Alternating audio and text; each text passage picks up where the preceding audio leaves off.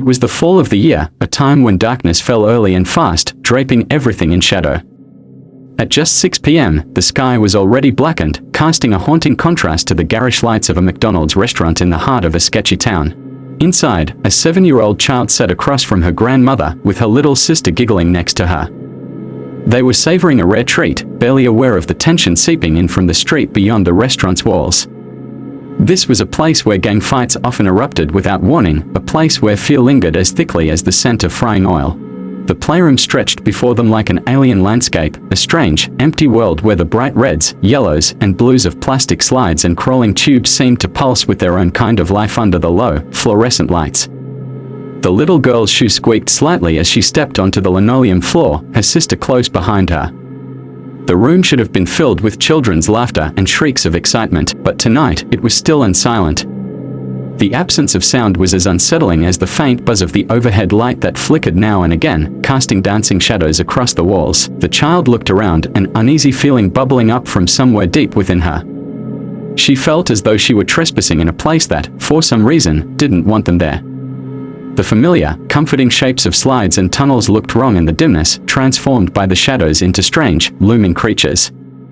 She gripped her sister's hand a little tighter, her heart starting to beat just a bit faster. But her sister, too young to notice the strangeness in the air, tugged her forward, her face bright with excitement. As the two ventured further, the play structures grew darker, more concealed in shadow. The slide, normally a cheerful spiral of bright yellow, looked ominous now, coiling up toward the ceiling like a giant serpent lying in wait. The ball pit nearby was a sea of colors, each plastic orb shining dully in the gloom, but the vibrant reds and blues seemed oddly muted, as though a layer of dust had settled over them, dulling their cheer. The child glanced over her shoulder at the window separating the playroom from the main part of the restaurant. The light spilling in from there seemed colder, harsher than before. She could see the restaurant's patrons, silhouettes huddled in quiet conversation, casting long shadows that stretched across the floor like grasping hands reaching into the playroom itself. She tore her gaze away from the window and looked at her sister, who had climbed up to the edge of the ball pit, her face lit with innocent excitement. The younger girl dove in with a giggle, sending a spray of plastic balls into the air. But the laughter echoed too loud in the silence, as if the room itself was amplifying the sound, distorting it into something hollow, almost mocking. The older sister shivered. There was something wrong with this place tonight. She wanted to call her sister back, to leave the playroom altogether, but the bathroom was just past the ball pit, and she had to go. She reassured herself that everything was fine. It was just her imagination, and there was no reason to be scared. The room was empty, after all. There was no one here except them, yet, as she moved past her sister and toward the bathroom door, she felt a strange tingling at the back of her neck, as though something unseen were watching her from the shadows. Every step felt slower, heavier, as if the air around her was thickening, holding her back. She took a final look at the room, hoping to shake the feeling, but all she could see was the way the darkness seemed to press in on every corner. The little girl pushed open the door to the playroom bathroom, the creak of the hinges sounding unnaturally loud in the quiet. The bathroom light flickered as she entered, casting the small, sterile space in a ghostly glow. Pale, flickering fluorescent lights buzzed above, washing the room in a sickly yellow hue that made everything look slightly distorted, like a scene in a dream just on the edge of becoming a nightmare. She took a few hesitant steps toward the sink, her sneakers echoing faintly off the tiled walls. The mirror in front of her was streaked and cloudy, reflecting her face in ghostly shades of gray. Her own eyes stared back at her, wide and cautious, looking much younger than her 7 years. She couldn't shake the strange feeling that something was off. The bathroom felt colder than it should have been, the chill sinking into her bones, making her shiver. Her breath fogged slightly in the mirror, adding a thin layer of mist over her reflection. Trying to ignore the unease creeping over her, she reached for the soap, pressing down on the dispenser with a soft squelch. The sound echoed unnaturally, making her jump. She looked over her shoulder, half expecting to see someone lurking in the shadows, but the door was still closed and she was alone. Yet, it didn't feel that way. The shadows seemed to press in around her, wrapping around the edges of the room, as if something unseen was watching her, waiting. She scrubbed her hands quickly, eager to finish up and get out of this strange, quiet place. The faucet groaned as she turned it on, the pipes shuddering before finally spitting out a weak, cold stream of water. She washed her hands, watching the soapy bubbles swirl down the drain, feeling an odd sense of urgency, like she was racing against something she couldn't see.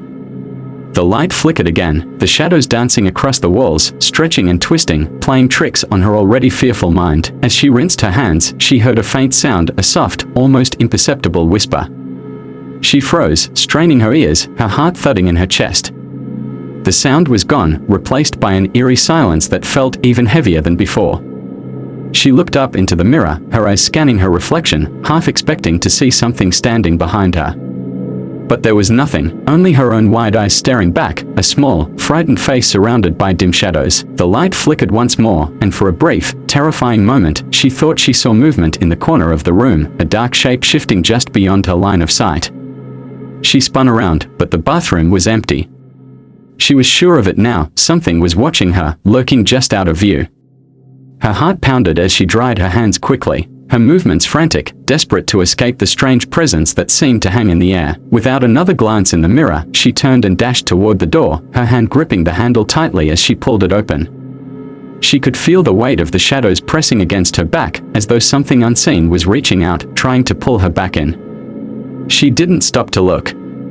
She bolted out into the dim playroom, relief flooding over her as she left the unsettling bathroom behind, her breath quick and shallow as she hurried back into the darkness.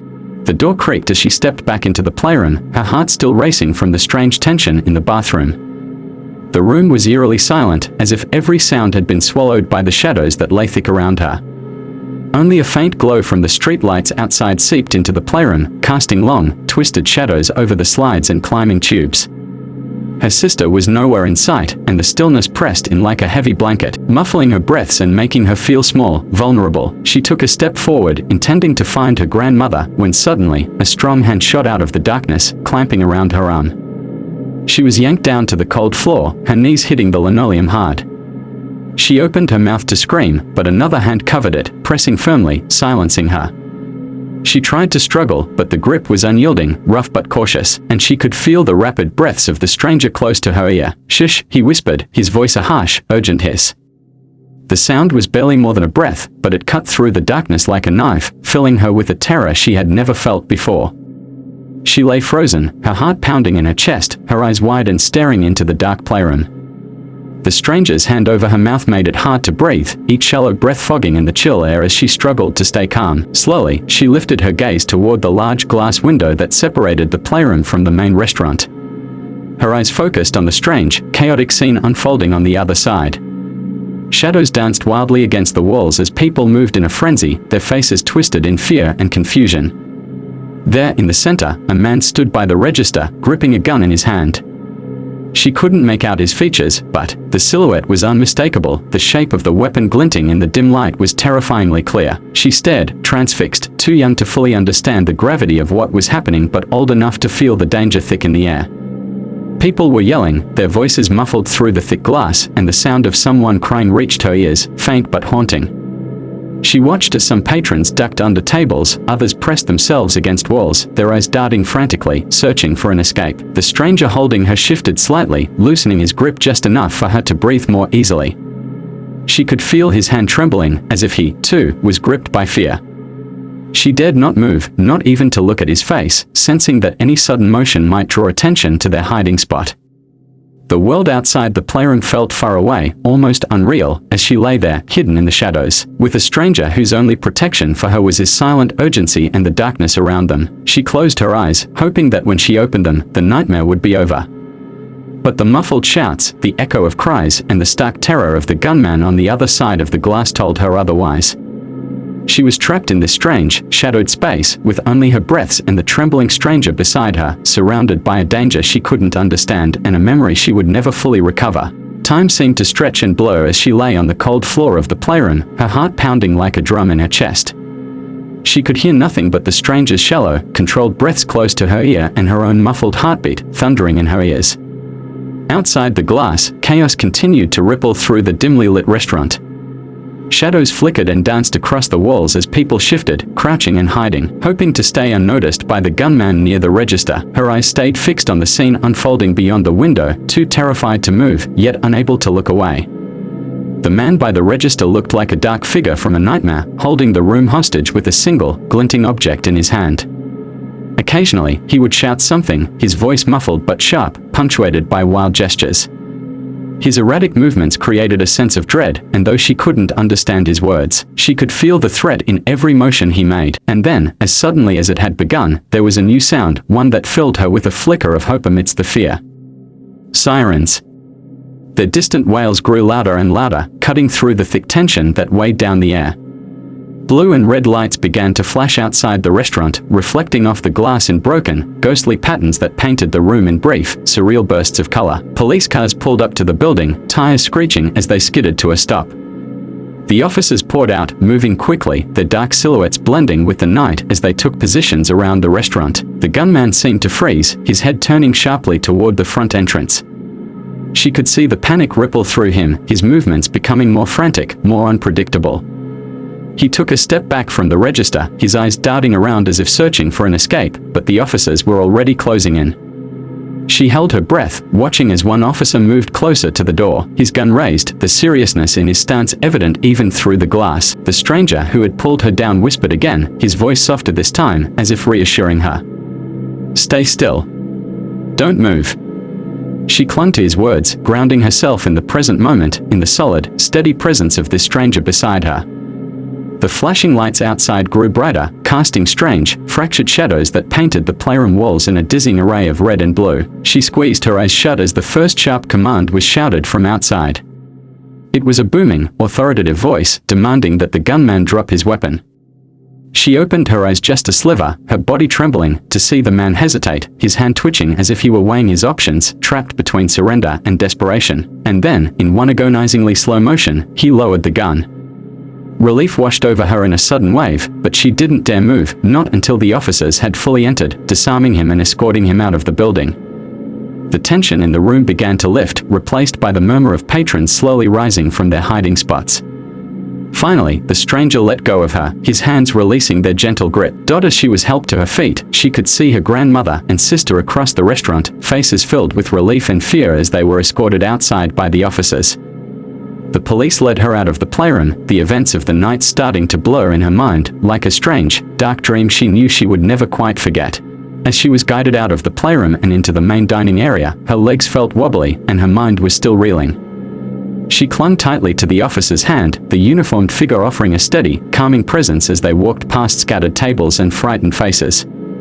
Her eyes scanned the room, searching for familiar ones, and relief washed over her as she spotted her grandmother and little sister standing near the entrance. Their faces pale but unhurt. Her grandmother's arms were open, and she rushed into them, feeling the warmth and safety in her grandmother's embrace, which seemed to wrap her like a protective shield. The officer gave a small nod and stepped back, allowing the family a moment to reunite. She could feel her grandmother's hand trembling as it brushed through her hair, but her grandmother's voice was soft and soothing, whispering words of comfort and reassurance. Still, the little girl could feel her heart pounding, the fear refusing to fully subside. The air outside was cool, crisp with the scent of autumn leaves and the faint smell of rain, and the flashing police lights cast eerie shadows over the parking lot. Even out here, she felt the weight of what had happened pressing down on her, the echoes of muffled cries and that terrifying gunshot still ringing faintly in her ears.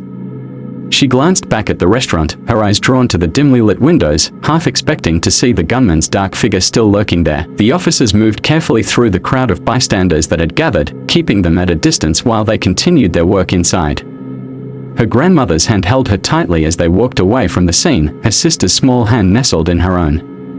Together, they walked through the parking lot, each step feeling surreal, as though they were emerging from a nightmare that still clung to them in the cool night air. When they finally reached their car, she climbed into the back seat, her body sinking into the familiar fabric. Her grandmother and sister climbed in beside her, and as the engine started, she gazed out the window, her thoughts swirling with unanswered questions, memories already blurring in her young mind. As they drove away, the lights of the police cars faded into the distance, but the memory of that night, of the darkness, the strangers and the sudden, terrifying danger, would remain with her, a shadow that would linger long after the nightmare had ended. Years have passed since that night at McDonald's, but the memories linger in her mind, resurfacing in fragments like pieces of an unfinished puzzle. Now, at 17, she struggles to recall every detail of the chaos, but certain moments are etched into her memory as if carved in stone: the cold linoleum floor against her knees, the faint tremble in the stranger's hand, the gunman's silhouette against the glass, and the flickering of police lights outside. She often wonders what happened in those moments she can't remember, in the blur that filled the spaces between the memories. Sometimes, she can almost feel herself back in that dimly lit playroom, hiding in the shadows with that stranger beside her, caught between fear and curiosity, wondering what had drawn him to protect her. His face remains a blank spot in her memory, as if her mind had deliberately erased it, leaving behind only the echo of his whispered "shh." In her dreams, the night plays back in haunting detail. She sees the flashes of blue and red lights, hears the echo of muffled shouts, and feels the weight of fear pressing down on her small body. She remembers staring at her grandmother's face, pale and tight with worry, the relief that filled her embrace as they were finally led to safety by the officers. Yet, even in her dreams, there's always a sudden, black emptiness that swallows up the ending, a blank space she cannot seem to fill. As she grew older, she tried asking her grandmother for more details, but her grandmother would simply shake her head, murmuring, "It's better left forgotten." And so, the fragments remain, scattered and incomplete, like shards of a broken mirror that refuse to fit together. But every now and then, the memory creeps up on her, unbidden and vivid, a reminder of that strange, shadowed playroom, the muffled cries, and the fleeting figure of a man who had placed himself between her and danger. She still wonders who he was and what exactly happened in those missing moments. Though she'll never know, the memory remains, haunting her in the quiet hours. A strange and distant nightmare that marked her childhood and left behind a shadow she can never fully shake.